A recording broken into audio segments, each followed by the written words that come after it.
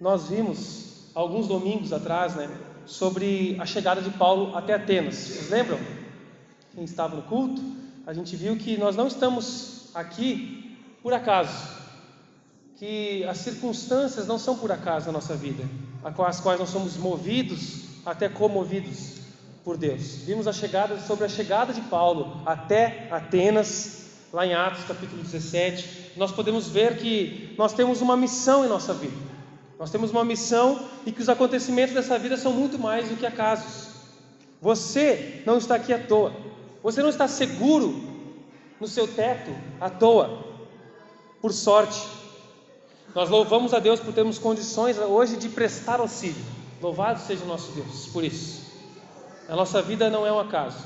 Louvamos a Deus pela oportunidade de aprender que as coisas não acontecem por acaso, mas com um propósito definido por Ele. E que nós somos portadores de uma mensagem reveladora, uma mensagem que tem o poder de transformar vidas pela ação do Espírito Santo, uma mensagem que é muito mais do que um discurso. Muitas vezes a gente considera o Evangelho como um discurso, mas é muito mais do que um discurso. E nós vimos nesse mesmo texto, portanto, abra sua Bíblia em Atos capítulo 17, vamos prosseguir um pouco nesse texto. Que Paulo chegou ali em Atenas, sob circunstâncias não planejadas por ele, e ele não perdeu tempo, ele começou a trabalhar. Vimos, quem lembra, que nós devemos olhar atentamente as circunstâncias ao nosso redor, que nós devemos nos indignar com o pecado da nossa sociedade, com o nosso também, e com a maldade, e devemos agir, fazer algo para mostrar a solução, a esperança que está em Cristo Jesus, que é o próprio Cristo. E Paulo é um judeu, e como todo judeu, não suporta idolatria. Paulo fica indignado com aquilo, como a gente viu no versículo 16. Mas apesar de ficar indignado com o pecado do povo, com a idolatria do povo, Paulo não teve um discurso áspero, não ficou um discurso rude e arrogante para com o povo. Ele não saiu chutando aqueles ídolos da cidade, dizendo que eles estavam tudo errado. Não foi essa a postura de Paulo. Então, como de praxe, ele foi primeiro nas sinagogas para ensinar ali, falar com os judeus que tinham o Antigo Testamento, que tinham a promessa do Messias, que tinham ali um entendimento prévio do que era isso, e ele, a partir dali que ele usava para anunciar o Evangelho. Mas ele também foi falar com pessoas na praça, foi conversar com os filósofos. E antes disso, deixa eu perguntar para você: você já procurou algo que estava bem diante de você e você não via? Quem aqui já passou por isso igual eu? Às vezes acontece com pessoas que estão procurando óculos, né? E aí procura o óculos e está na própria cara o óculos, assim, né? A esposa fica olhando assim, só esperando quanto tempo vai demorar para dizer: está na tua cara, meu amado. Sempre um elogio vem junto assim, né? Gracioso. Abre a geladeira para pegar alguma coisa, fecha e esquece o que está procurando. Às vezes a gente procura alguma coisa que está bem diante de nós. Eu acho que isso é muito comum aos homens, procurar alguma coisa. Tem algumas mulheres que fogem da curva, mas normalmente elas sabem direitinho onde estão as coisas e nós não enxergamos aquilo que está diante de nós.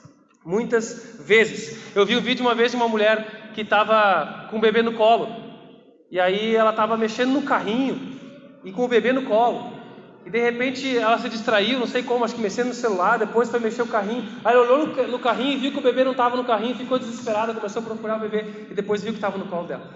Não sei se alguém já viu esse vídeo, e não era uma pegadinha, realmente tinha o vídeo dela assustada ali.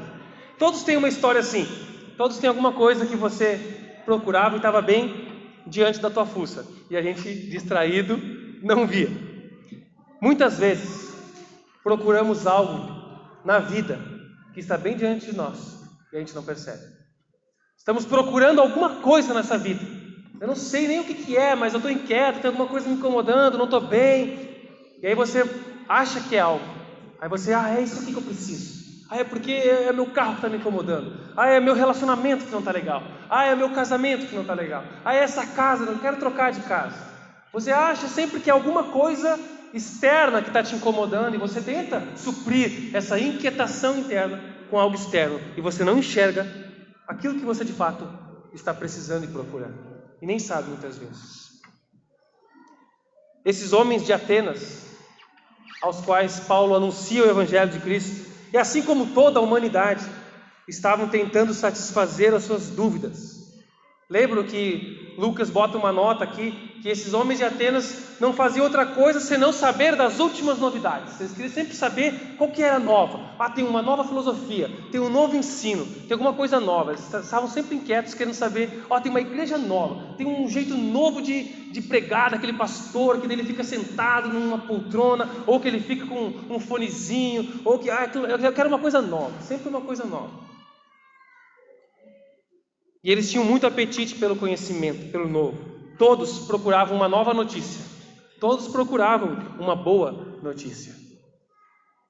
Procuravam a paz, contentamento, satisfação, desfrute da vida, mas não podiam encontrar definitivamente. Afinal, todos querem uma boa notícia. Quem é que não quer ouvir uma boa notícia? Quem não espera uma boa notícia? Nem todos aceitam boas notícias, mas todos querem ouvir boas notícias.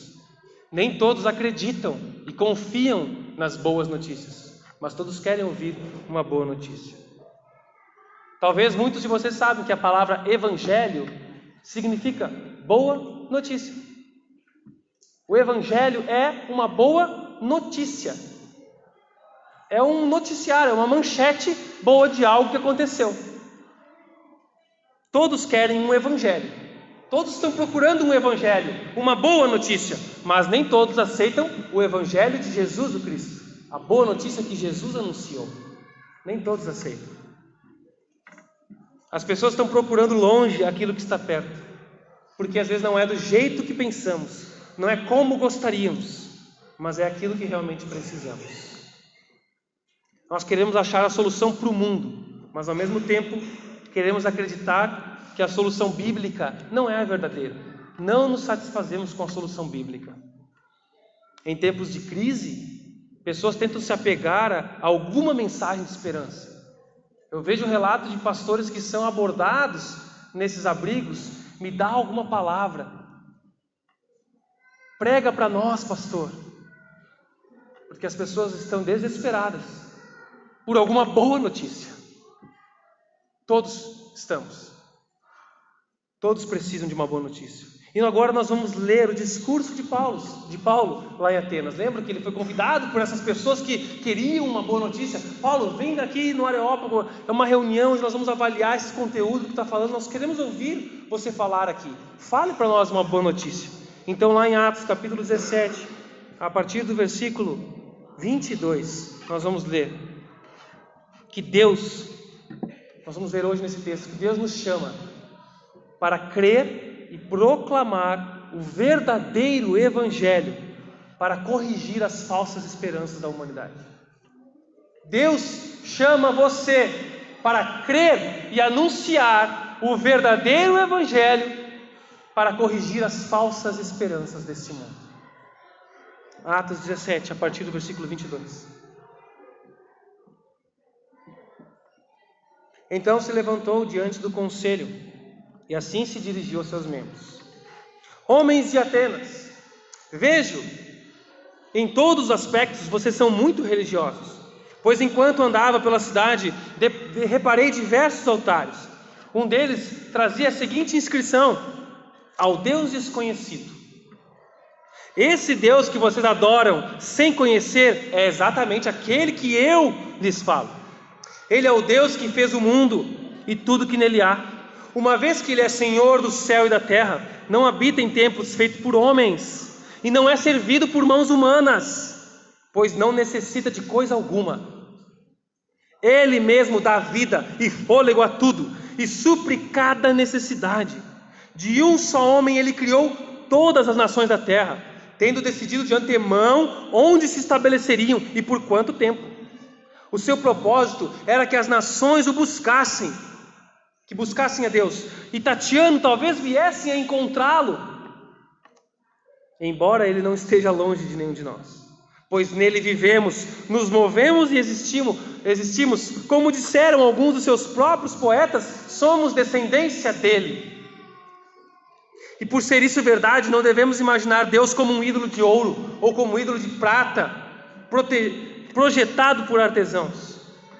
No passado, Deus não levou em conta a ignorância das pessoas acerca dessas coisas, mas agora Ele ordena a todos, em todo lugar, que se arrependam, pois Ele estabeleceu um dia para julgar o mundo com justiça, por meio do homem que Ele designou, e mostrou a todos quem é esse homem ao ressuscitá-lo dos mortos. Quando ouviram Paulo falar da ressurreição dos mortos, alguns riram com desprezo. Outros, porém, disseram: queremos ouvir mais sobre isso em outra ocasião. Então Paulo se retirou do conselho, mas alguns se juntaram a ele e creram. Entre eles estava Dionísio, membro do conselho, e uma mulher chamada Dâmaris, e alguns outros. Vamos orar mais uma vez?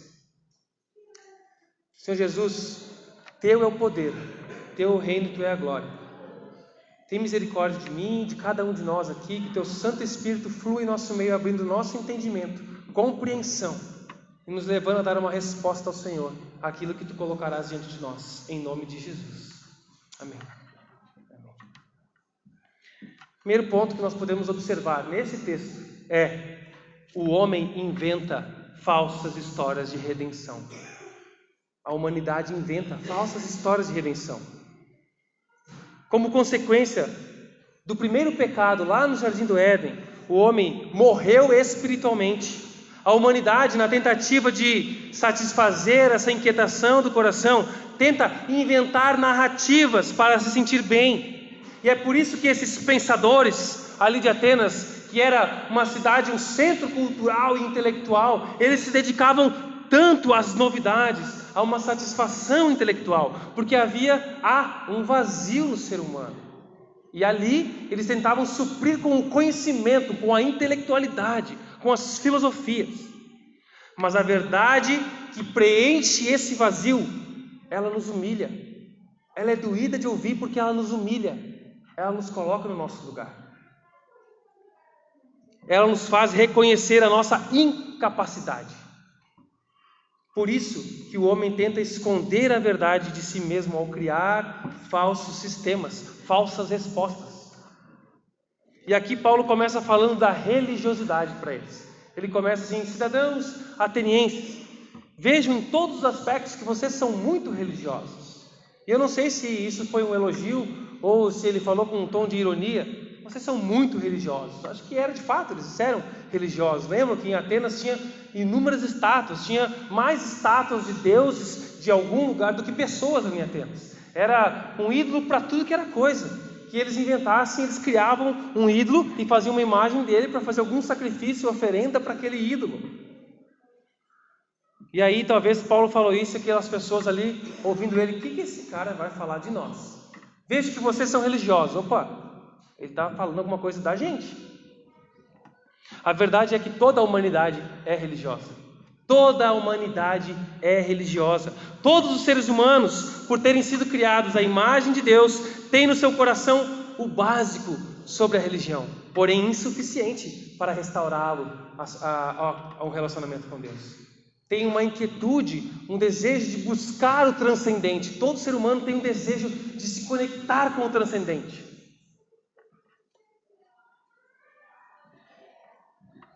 Em qualquer lugar do mundo que você for, em qualquer lugar do mundo, a única certeza que a gente tem que a gente vai encontrar alguma coisa é um sistema religioso. Você pode entrar numa comunidade isolada, numa tribo indígena isolada, onde nunca chegou a religião, o catolicismo, o cristianismo, qualquer outra coisa, em qualquer sociedade meramente organizada, você vai encontrar uma coisa ali: religião. Uma tentativa de se conectar com o transcendente e de satisfazer alguma coisa. Satisfazer o ser humano. Tudo. Deus se revela ao ser humano. Ele se mostra. A palavra de Deus diz lá em Salmo 19. Você lembra que os céus, Salmo 19, versículo 1. Os céus proclamam a glória de Deus. E o firmamento anuncia as obras das suas mãos. Não tem como o homem negar. Um dia discursa, outro dia, uma noite revela o conhecimento, a outra noite O céu, a natureza, a criação mostra o poder de Deus, mostra que há um Criador. Isso gera no ser humano, tem que ter alguém que está fazendo isso, tem que ter um ser. Isso gera no homem sim, uma consciência de que Deus existe, mas é insuficiente para entender como eu me relaciono com Ele. Por que eu tenho algum problema, essa inquietação? Por que eu não poderia ficar em paz ao contemplar a natureza? Simplesmente, sempre.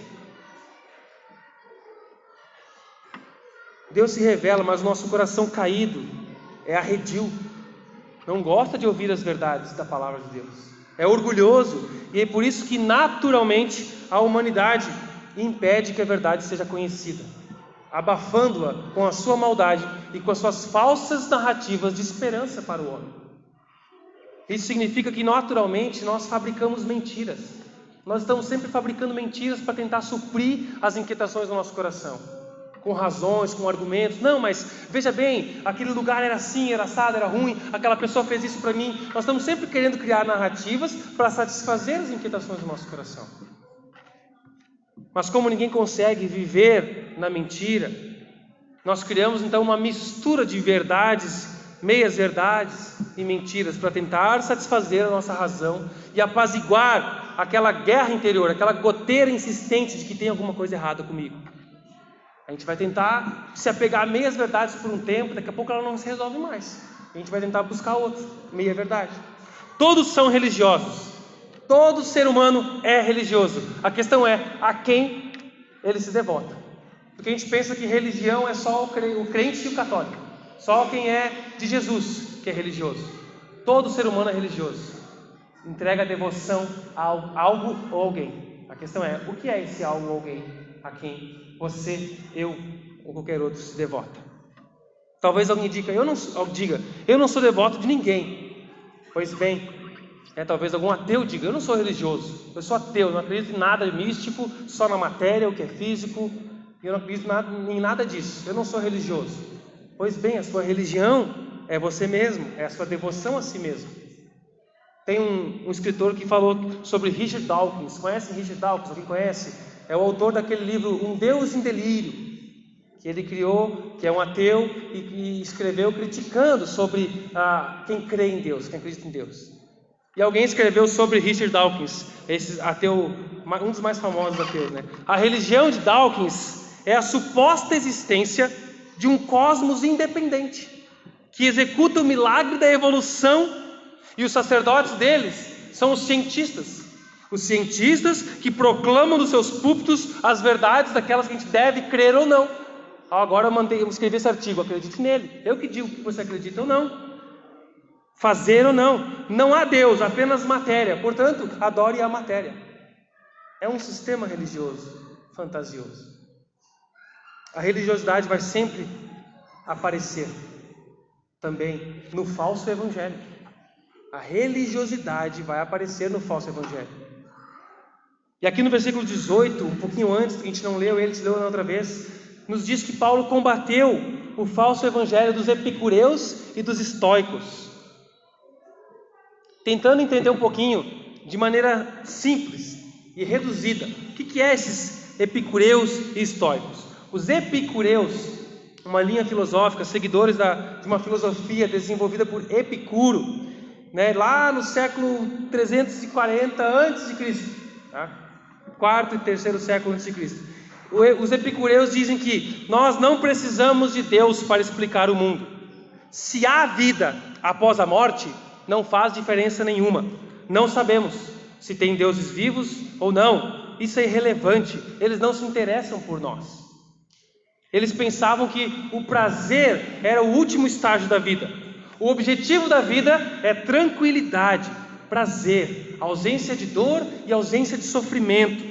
Por isso, eles negavam a existência de divindades. Não existe divindade. É só nós, o aqui e o agora. Eles eram considerados ateus pelos seus críticos. Negavam qualquer espécie de vida após a morte. E por isso que o que importa é o aqui e agora.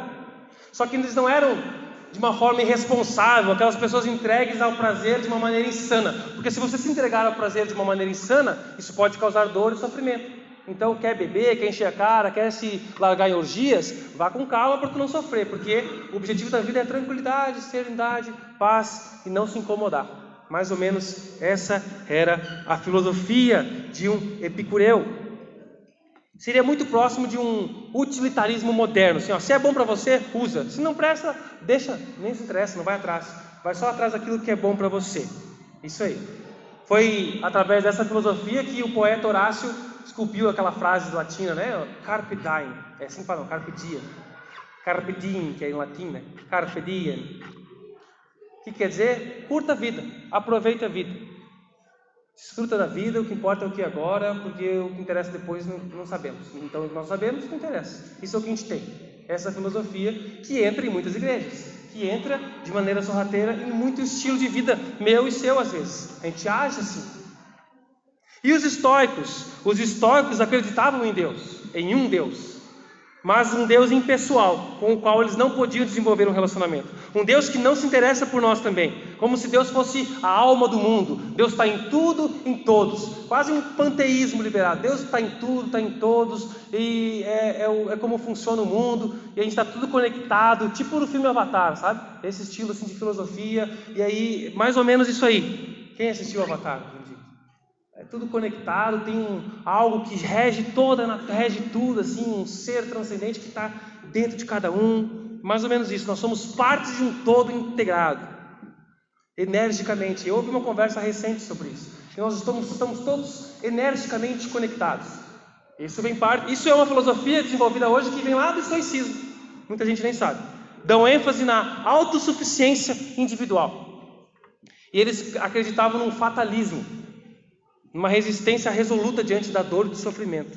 Vivia uma submissão apática aos acontecimentos da vida. Aconteceu, desmoronou, caiu, matou, vida que segue. Assim, morreu, enterramos os mortos e vamos seguir com os vivos. Uma resolução fatalista, assim. É assim mesmo, nada me abala, vida que segue, cabeça erguida e bola para frente. Isso é um pouco da filosofia estoica, que às vezes você tenta viver e nem percebe que está vivendo. Assim, bola para frente, não adianta ficar chorando leite derramado, vamos para frente. É mais ou menos isso. Então ambos, estoicos e epicureus, buscavam a mesma coisa. O quê? Paz, satisfação, tranquilidade. Eu quero estar bem, eu quero estar em paz. Um sendo negacionista, ignore tudo, curta o máximo. E o outro sendo fatalista, aceita que dói menos, vai. Essa é a humanidade, que cria falsos evangelhos, falsas explicações, falsas soluções para o mundo, ao mesmo tempo que fogem da verdade. Seja como epicureus ou estoicos, a vida hoje, aqui em Carlos Barbosa, em região, Rio Grande do Sul, diante das catástrofes que nós estamos vivendo, há inúmeros falsos evangelhos sendo apresentados para pessoas desesperadas, para mim e para você. Agora, qual é a meia-verdade que você acreditou por muito tempo na sua vida? Ou que você ainda acredita? Uma meia-verdade que você pode se envolver com essas coisas, ao mesmo tempo estar conectado com Deus ou com o Jesus da Bíblia, e você faz uma mistura, um balaio disso, está inventando uma filosofia própria com um pouquinho de tudo que você cresceu aprendendo na escola e que nem consegue dar nome ou designar no que você acredita de fato. O que será? Que filosofias você tem tentado engolir para abafar a verdade de que há só um Deus, um justo juiz? Será que um bom emprego, uma vida boa, um conforto, um prazer que não nos permite nem pensar nisso? Isso tudo tenta silenciar aquela goteira insistente de que tem alguma coisa errada? Há uma solução e ela é maior do que esses falsos evangelhos. Nós não precisamos e nem devemos ignorar o conhecimento humano, a razão, a ciência, a filosofia. Nós podemos conhecer o pensamento comum do ser humano, deste mundo, sem medo. Não tem problema de estudar, não tenha medo de estudar o pensamento humano, o desenvolvimento do pensamento humano na filosofia. Nós não devemos nos alienar a isso, que influencia o modo de pensar do nosso mundo. Precisamos saber como o mundo pensa para nos comunicar com o mundo. Nós precisamos, acima de tudo isso, conhecer a verdade. Conhecer a palavra de Deus. E também conhecer a nossa cultura. Conhecer o lugar onde estamos inseridos. O que move essas pessoas? O que faz as pessoas acordarem todos os dias? O que faz essas pessoas viverem, se devotarem, se entregarem?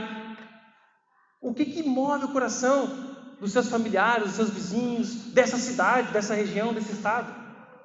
Qual é a filosofia que a nossa região, que as pessoas com as quais você convive têm aceitado?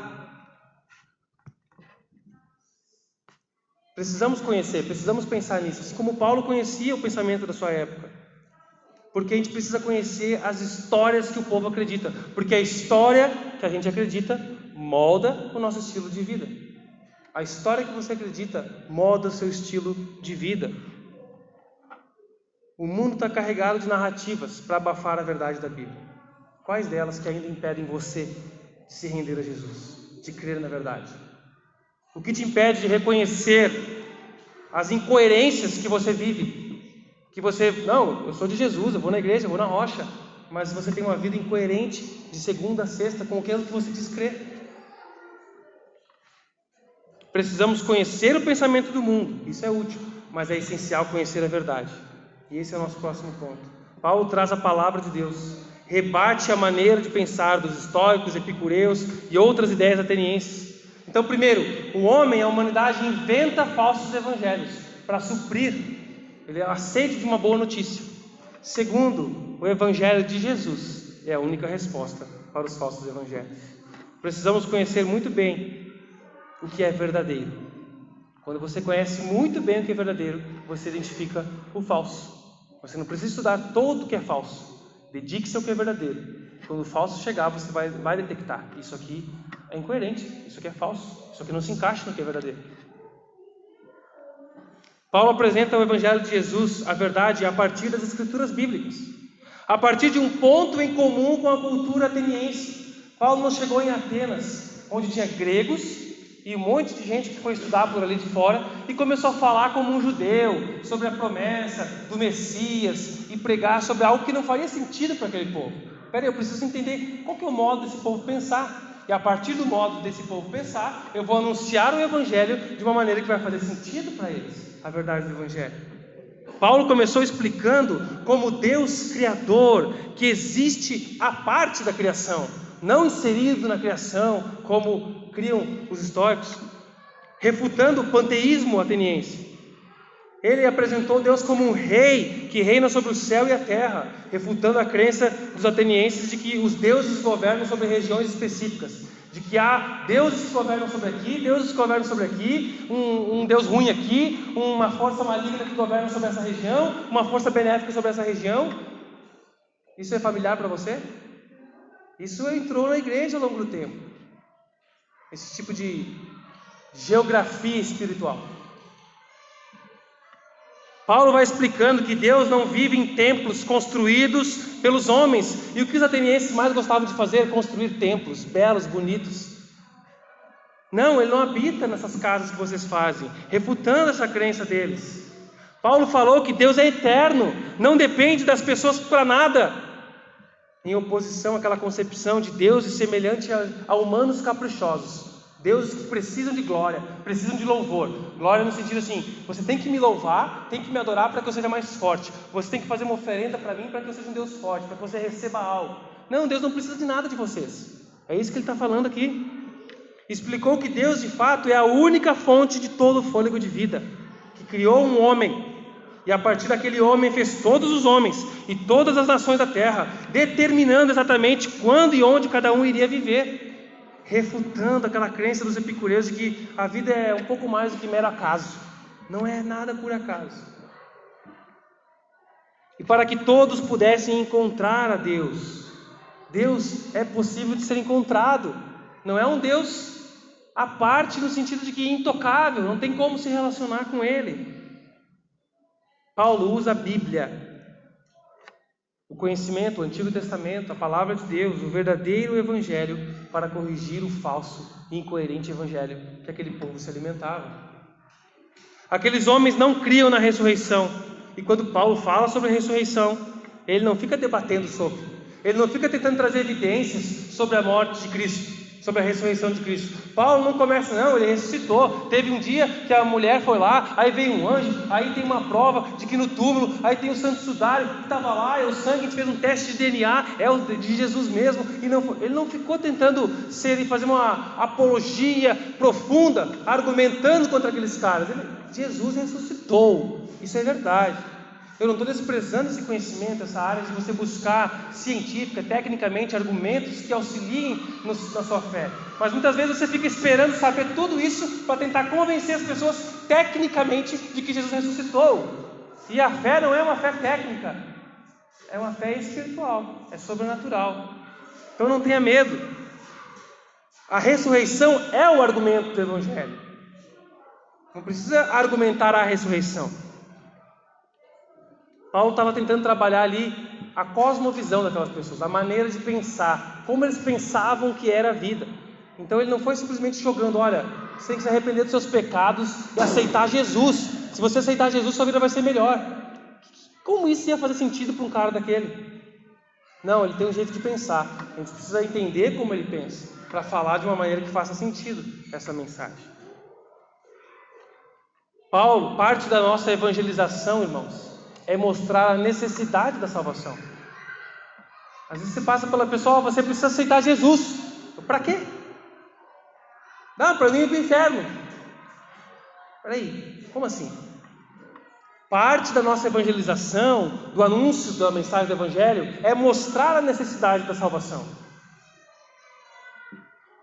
Enquanto as pessoas não perceberem que estão doentes, não vão procurar um médico. Lá em Lucas capítulo 5, versículo 32, Jesus disse: eu não vim chamar justos, e sim pecadores ao arrependimento. Pessoas que entendem que são pecadores, que estão doentes e que precisam de um médico, que precisam de um salvador. Não quer dizer que há homens justos, como ele fala, mas há aqueles que pensam que são. Não, eu estou bem, eu faço tudo certinho, faço minha declaração de imposto bem certinho, não faço nada errado, não mato, não fumo, não bebo, não sou tão ruim quanto poderia ser. De vez em quando eu minto ali, se um testemunho de Jeová tocar a campainha, eu finjo que não estou em casa, uma mentirinha no telefone, dizendo que não estou bem para um evento que eu não quis ir. Mas não sou tão ruim assim. Mas há aqueles que reconhecem que são. Sim, eu não sou tão ruim quanto eu poderia ser, mas eu não sou bom o suficiente. Eu não sou bom como eu deveria ser. Essa é a consciência de alguém que precisa de Jesus. É para esses que Jesus veio, para aqueles que entendem que precisam de Jesus. Eu preciso de Jesus de ti. Eu preciso do Senhor para aprender a parar de mentir, a confiar na verdade. Eu preciso do Senhor para aprender a ser generoso, a confiar na tua palavra. Eu preciso de ti, Jesus, para aprender muitas coisas nessa vida. Precisamos falar da doença para poder mostrar a cura. A gente quer anunciar um Jesus que cura tudo, mas as pessoas nem sabem que tipo de cura. E muitas vezes eles vão achar que é só cura física mesmo. Vem que Jesus te cura. E aí a pessoa recebe um milagre, ou nunca recebe um milagre, e fica frustrada.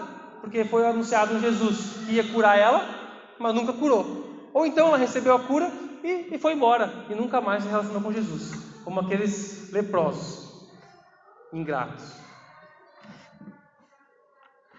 Deus cura, Deus faz, independente muitas vezes do coração, muitas vezes. A lei de Deus, a palavra de Deus precisa ser exposta, porque é ela que expõe o pecado. Lembra que em Romanos Paulo explica? A lei é como um guia, um aio que mostra para nós a verdade, porque sem lei você não sabe que não consegue cumprir a lei. Se não tivesse uma placa ali dizendo que é 80 km por hora, você andaria 100, você sabe que está errado, porque tinha uma placa que diz que era 80. Assim como a lei de Deus nos mostra que a gente é pecador e não consegue cumprir a lei.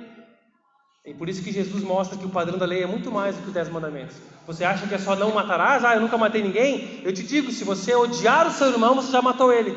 Então todos já mataram. É isso que ele está mostrando. Nós não temos competência para cumprir toda a lei de Deus. Nós precisamos de Jesus. E nós temos que mostrar isso. Todos precisam. Mas por não se renderem ao único Deus que existe, inventam seus pseudo-evangelhos. Nosso objetivo, quando anunciamos a mensagem do Evangelho, como Paulo está anunciando aqui, não é ganhar debate. A gente acha que a gente vai falar de Jesus com uma pessoa como se a gente estivesse entrando num debate. E eu vou ter que convencer e vou ter que ganhar, vou ter que sair por cima. Até ela ficar quieta assim, realmente, tu tem razão, mas eu não quero. Saí bem dessa.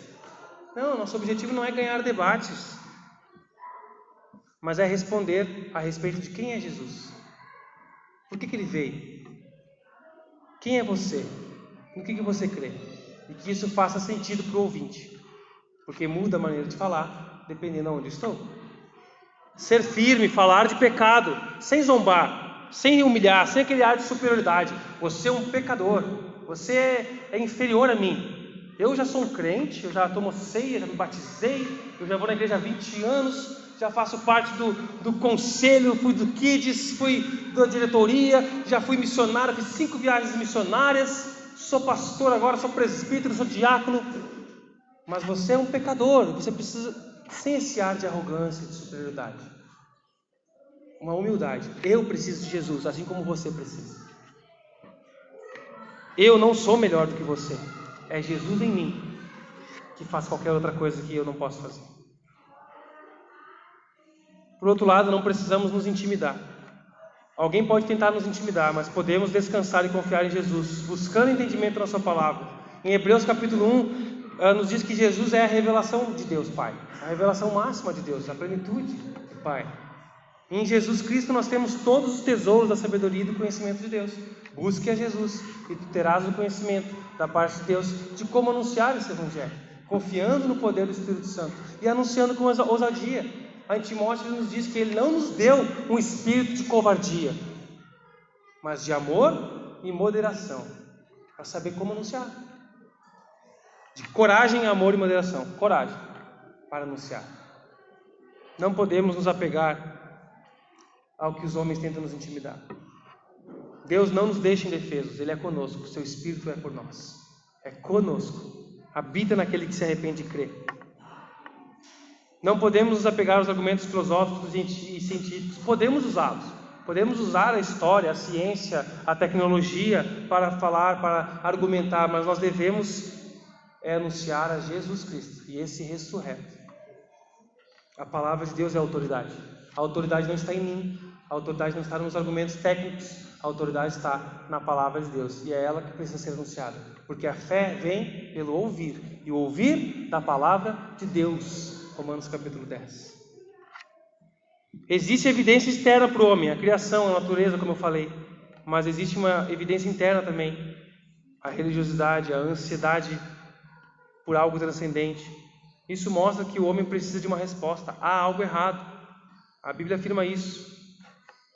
Somente um tolo pode negar que Deus não existe. Salmo 14 fala isso. O tolo diz no seu coração: Deus não existe. É uma tentativa, já que você repetia uma mentira para você mesmo, para tentar acreditar naquilo. Então, primeiro, o homem inventa falsas narrativas de evangelho para tentar se satisfazer. Segundo, Jesus é a única resposta para os falsos evangelhos. Não é a ciência, não é a sua vida, não é o seu testemunho, que pode ser bom, impactante e pode auxiliar na conversa, mas é Jesus, é a palavra de Deus. E a terceira observação, a mensagem do evangelho reorganiza o entendimento errado desse mundo. Há muitos falsos, há um verdadeiro. Conheça o verdadeiro e organize tua vida. Há muitos falsos, meias verdades não são verdades. Há uma verdade. Conheça a verdade e organize a tua vida. Os atenienses tinham um entendimento errado sobre o Deus desconhecido. Ali Paulo fala, que vocês têm até uma estátua para o Deus desconhecido. E tinha uma estátua lá que era por causa deles terem esquecido de algum Deus. Será que a gente está esquecendo de algum Deus que a gente não está homenageando, não está honrando? Vamos fazer uma estátua aqui, e se tem algum Deus que a gente não conhece, é para esse. Mais ou menos nesse sentido. Há alguns outros historiadores que dizem que teve nos anos 600, uns 600 anos antes de Paulo estar ali em Atenas, teve uma praga naquela região. Uma praga onde as pessoas estavam morrendo, não era Covid, mas estava tendo muitas mortes ali, e as pessoas começaram a fazer sacrifícios para todos aqueles deuses, e nada acontecia para que aquela praga, como é que se fala? Se extinguisse dali, fosse embora, acabasse, para que as pessoas pudessem voltar a uma vida comum. E aí eles consultaram um poeta, e os poetas eram os conhecedores, os entendedores da vida. O que a gente faz? Olha, deve ter alguma divindade que vocês não sabem que existe, e que é para ela que você tem que fazer um sacrifício, para que essa praga vá embora. Então eles fizeram, e aí eles disseram: mas como a gente vai saber? Faça o seguinte, larguem rebanhos de ovelhas na cidade. Aonde essas ovelhas forem, é ali que vocês vão sacrificar. Que é para aquele Deus que está precisando de um sacrifício. Essa foi a dica, dizem os historiadores, né? Se ninguém inventou essa história, alguns historiadores têm ela como o que aconteceu em Atenas. E aí largaram as ovelhas, e as ovelhas não foram para aqueles milhares de estátuas que já tinha. Elas iam para lugares onde não tinha estátua, em gramas, em pastos, onde não tinha nada. E eles falaram assim, deve ser um Deus que a gente não conhece. E eles fizeram uma estátua para um Deus desconhecido. E sacrificaram essas ovelhas. E se a praga cessou ou não, os historiadores não falam. Mas é interessante. Porque se isso é verdade, Deus usou toda essa narrativa que estava ali na história de Atenas, esse acontecimento. Olha, esse aqui é um Deus que a gente não sabe, mas um dia a gente sacrificou para ele diante de uma praga aqui. E aí Deus usou agora Paulo, 600 anos depois, para conectar. Sabe esse Deus que vocês não conhecem? Existe um Deus que vocês não conhecem, é sobre ele que eu vou falar para vocês. Ele que criou todas as coisas. Ele conecta a mensagem do Evangelho a um ponto comum daquela cultura, que ia fazer sentido para eles. Esse Deus, Jesus, tem mais. Então não é sobre ovelha, é sobre praga, é sobre quem é o Deus que vocês não conhecem. Um Deus que eu conheço. Ele fala para eles.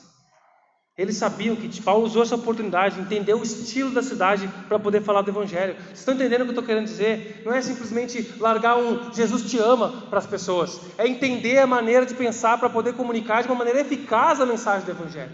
Primeiro eu tenho que ver se fez sentido para mim. O dia que eu entendi, o dia que comecei para a igreja, que eu levantei a mão, fez sentido para a minha vida ou foi um apelo emocional?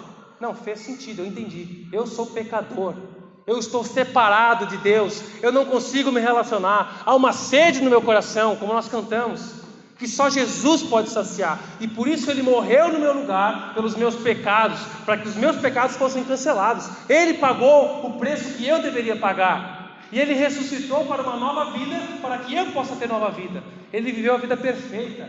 Os méritos da vida perfeita dele são creditados para mim, para que Deus olhe para mim e veja uma pessoa santa e perfeita com base nos méritos de Jesus, porque eu não sou, mas os meus pecados foram levados por Jesus. O castigo que estava sobre ele é o que me dá paz.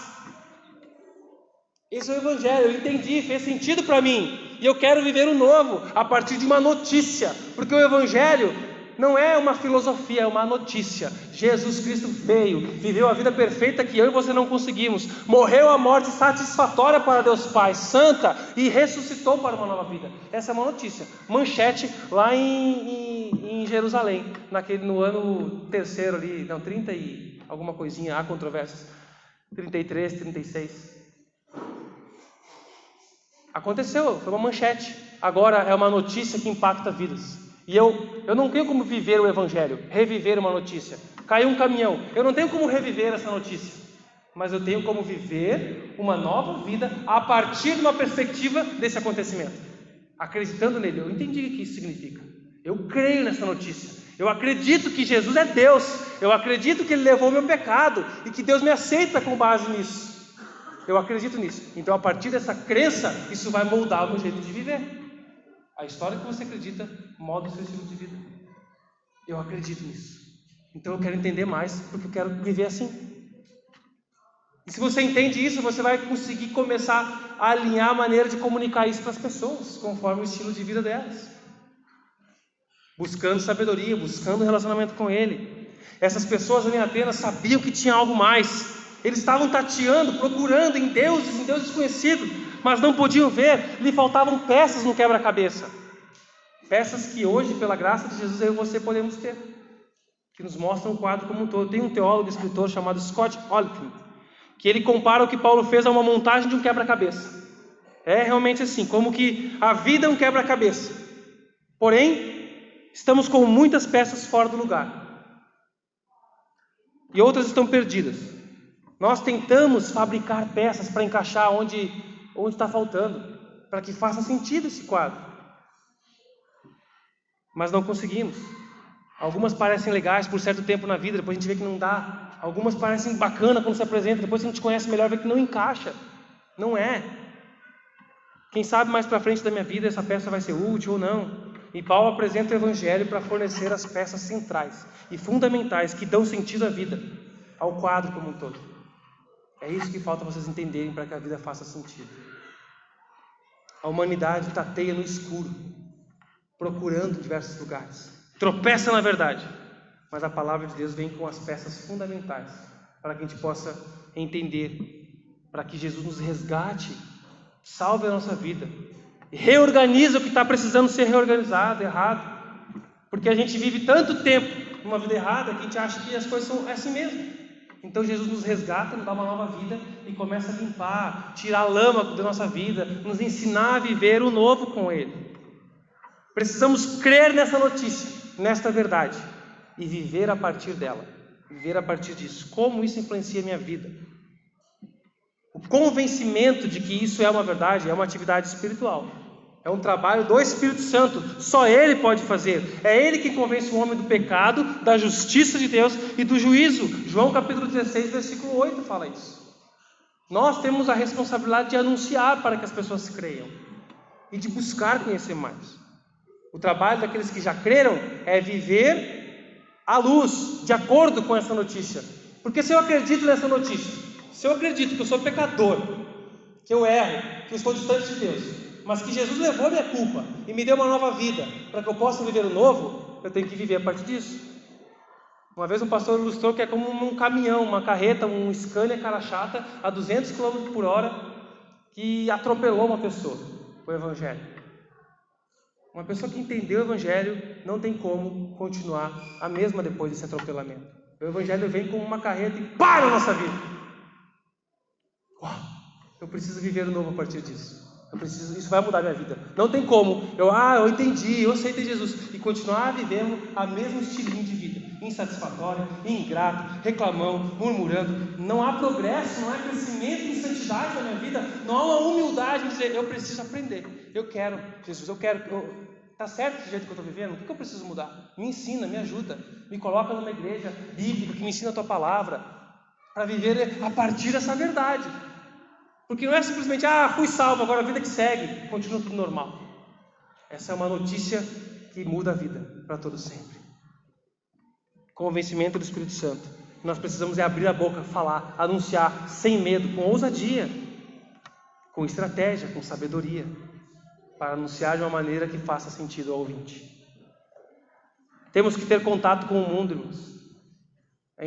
Deus não nos chamou para nos tirar do mundo no sentido de nos isolar aqui num ambiente, num monastério, onde a gente faz tudo dentro da igreja, vamos comprar uns terrenos juntos e viver uma vida santa junto, e a gente vai, isso aí já aconteceu na história da igreja.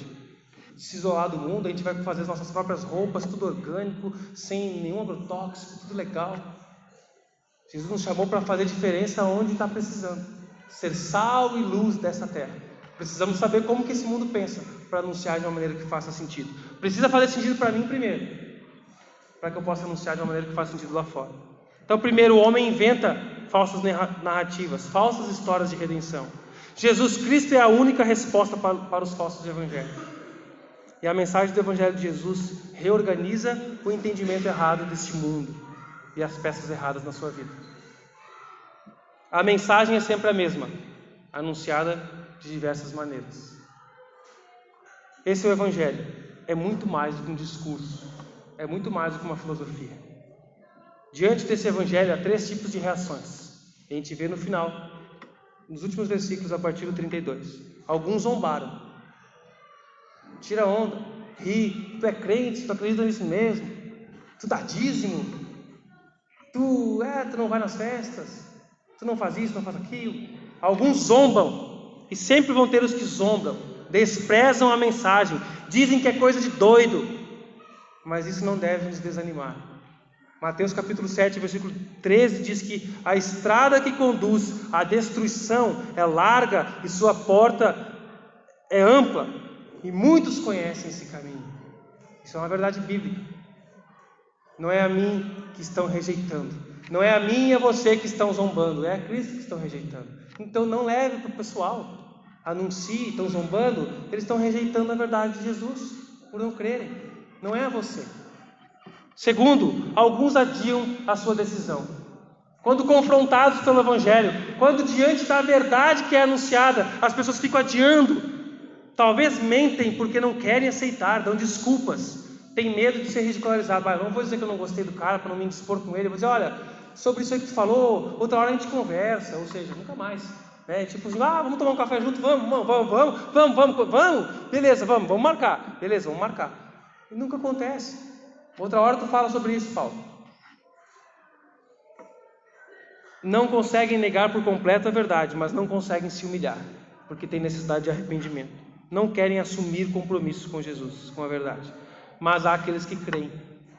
Há aqueles que não desprezam a oportunidade que Cristo dá, uma nova vida com Ele, de paz, consolo, esperança, que faz sentido.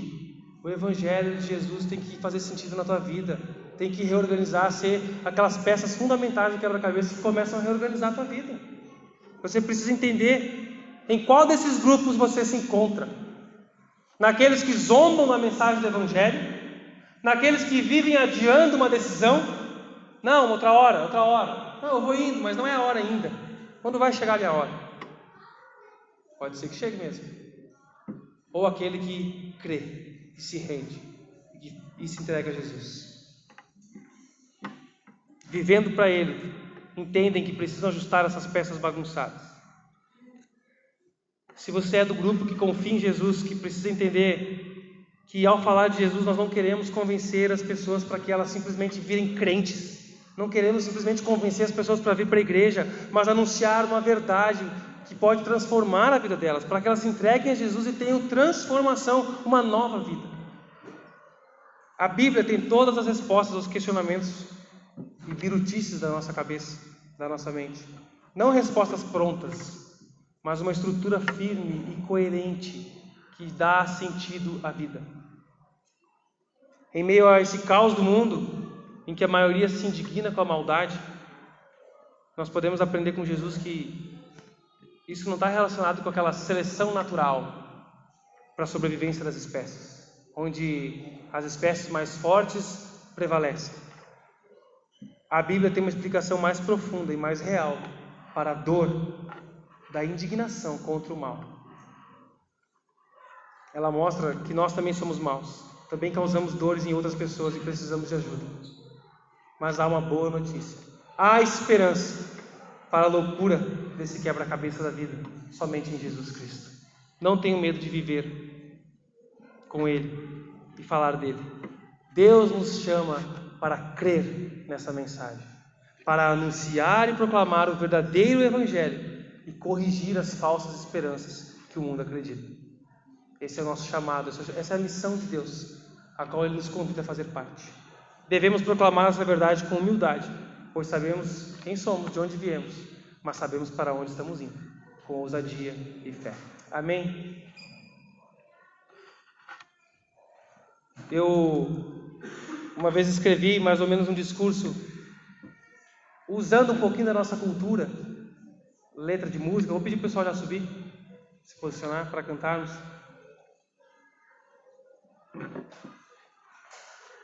Nós poderíamos anunciar um discurso contemporâneo hoje mais ou menos assim: senhores barbosenses, gaúchos, brasileiros, em tudo vos vejo acentuadamente religiosos. O povo brasileiro é religioso, né? A gente fala que o povo brasileiro é um povo de esperança, um povo de fé, é um povo religioso. Andando por suas ruas vejo altares e mansões, pois gostam de poder, gostam de luxo e reconhecimento. Sei que se dedicam ao trabalho para conquistar segurança, estabilidade para a sua família, mas vocês também querem reconhecimento, status e poder. Vocês insistem nisso. Estudar para conseguir um bom emprego, trabalhar para comprar mais, para ter mais, para crescer mais, para obter e usufruir. Cultuam gráficos e veneram números. Vejam um acentuado amor à deusa da gastronomia, a deuses do conforto, sacrifícios para que elas aplaquem a ansiedade dos vossos corações. Vocês acreditam que existem para isso? E nisso insistem. Também insistem na busca do corpo perfeito para poderem ser desejados ou assegurarem vida longa por amor ao prazer e por medo da morte. Tentam encontrar o amor perfeito em várias tentativas de relacionamento, até que percebem não conseguir e relacionam-se superficialmente, apenas pelo prazer e utilitarismo, mas isso não é suficiente. A música dos seus poetas revela isso, pois vocês vivem como cantou o Serginho Moá na década dos anos 90, números, números, números, o que são, o que dizem sobre você. Realmente essa não é a sua vida, essa não é a sua história. Vocês pensam e cantam que seguir a vida seja simplesmente conhecer a marcha e ir tocando em frente? Mesmo sem saber que se é para frente mesmo que estão indo de fato? Ao dizerem como Elis Regina que ficou encantada com uma nova invenção, a ponto de abandonar o sertão, pois anseia por vir um vento, uma nova estação, para aplacar a ferida que vive em seu coração. Assumem o que escreveu Ed Sheeran, ao procurar um amor perfeito na medida para alguém como ele, para mim. Há algo mais em seus corações, que anseiam por isso. Precisam reconhecer que estão tateando no escuro. E lhes digo que se arrependam. Vocês não vão encontrar nas coisas criadas aquilo que só o teu Criador pode te dar. Uma nova razão para viver, um novo sentido no que se faz e como se vive. Razão proveniente de um coração regenerado pelo Espírito de Deus, pelo poder da ressurreição de Cristo Jesus.